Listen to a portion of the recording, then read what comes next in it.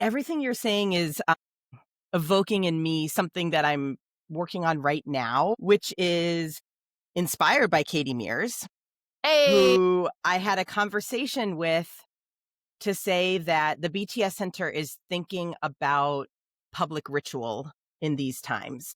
Hmm. I said to Katie, what public ritual could you imagine? And Katie said, witnessing high tides. Wait, can you just slow that down for our listener? What did Katie mean by witnessing high tides? Well, now I'm trying to figure that out because that was basically the end of the conversation. Wow. Mic drop. I think it is actually totally related to what you were just saying about solidarity. I actually think it's about being in solidarity with both the human and the more than human world. The changes that are happening to water and the distribution of water is really significant in this climate changed world. And frankly, is going to be a huge part of the reasons for what we hope is self-determined relocation, but we know may not be as pleasant as that.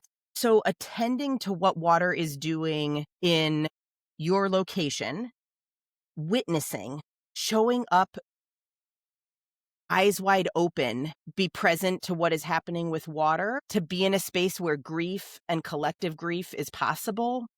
Mm, So Katie and I both live around Portland, Maine.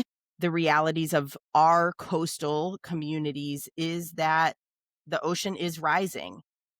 mm. When a high tide combines with a storm surge, there is destruction to human infrastructure. The marshes are being impacted. The ability for our coastlines to respond to big waves are being diminished. So I have been wondering, what does it mean to witness high tides? Mm. So I pulled up the tide schedule and identified some times in the coming months when the tide is going to be especially high, which is related to the moon, which is super cool and sciencey and spiritual. And I could talk for a while about tides, Yes. but Different podcast. a different podcast. Although the name of the book I read about tides was The Science and Spirituality of Tides. So it's all, it's all related. It's all related. All related. I'm writing this down. But I do think witnessing, eyes wide open, what's happening with water in our own locations could be an act of solidarity with people who are being directly impacted by floods or drought.